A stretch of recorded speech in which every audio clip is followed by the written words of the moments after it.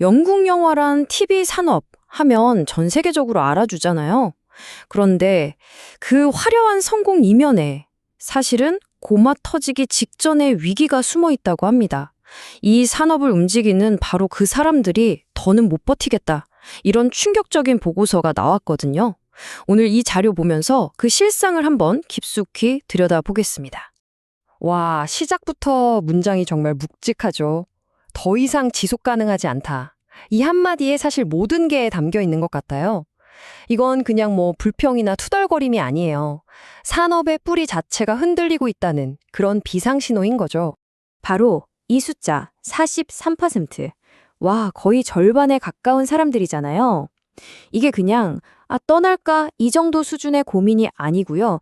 이미 이력서 새로 쓰고 다른 일자리를 적극적으로 알아보고 있다는 뜻이거든요. 대체 무엇이 이 사람들을 이렇게 벼랑 끝으로 내몰고 있는 걸까요? 사람들이 떠나는 가장 근본적인 이유, 그 첫 번째 단서는요, 바로 일자리가 사라졌다는 겁니다. 지금 이 업계가요, 아주 심각한 고용 가뭄을 겪고 있어요. 자, 이 문제를 제대로 이해하려면 보고서에 나오는 핵심 용어 하나를 짚고 넘어가야 하는데요.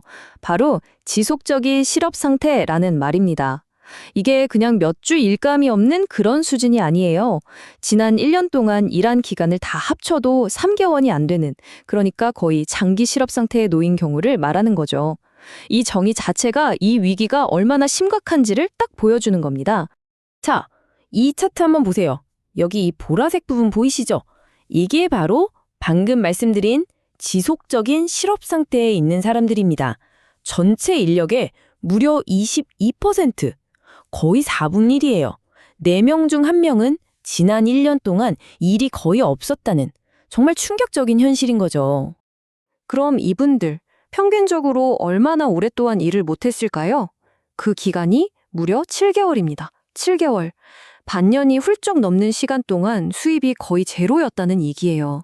와, 정말 상상만 해도 아찔하네요. 일이 없으면 당연히 돈도 없겠죠. 이 그래프가 그 관계를 아주 적나라하게 보여주는데요. 자, 오른쪽에 꾸준히 일하는 사람들도 35%나 재정적으로 힘들다고 하거든요.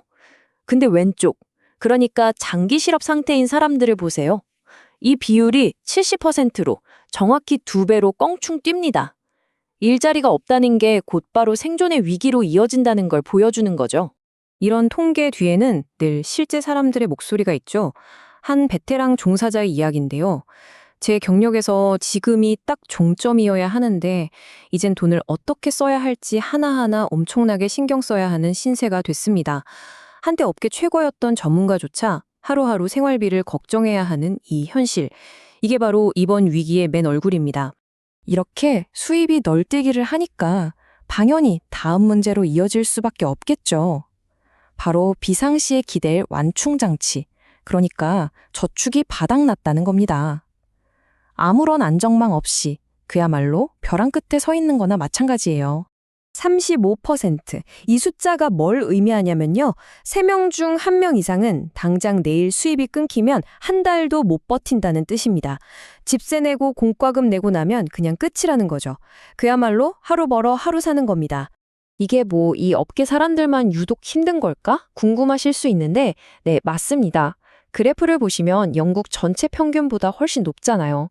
다른 산업에 비해서 이 스크린 산업 종사자들이 훨씬 더 아슬아슬한 재정적 절벽에 서 있다는 걸 보여주는 거죠.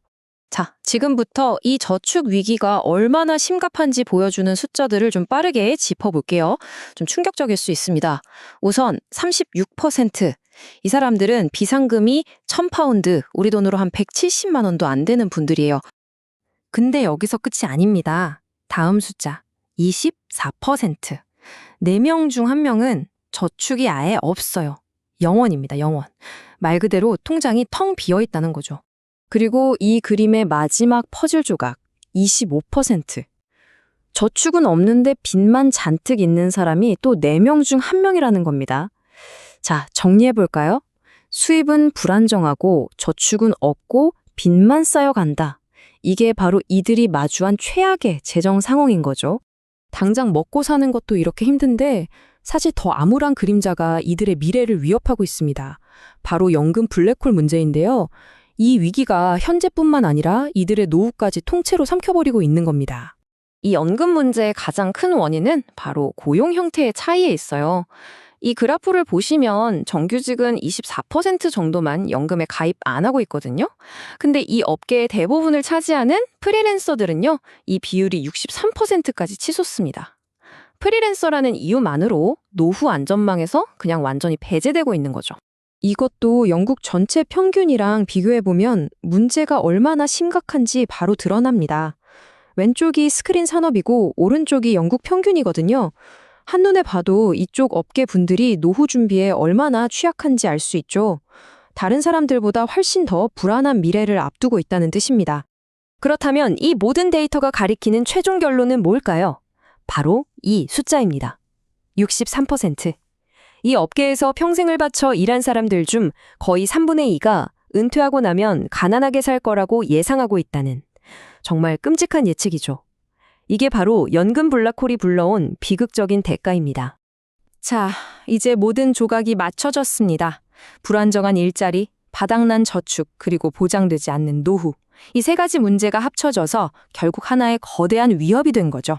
바로 우리가 맨 처음에 봤던 그 숫자. 인재들의 대탈출입니다. 사람들이 떠나는 과정은 이렇게 3단계로 볼 수 있어요. 1단계, 무려 74%가 이직을 고려합니다.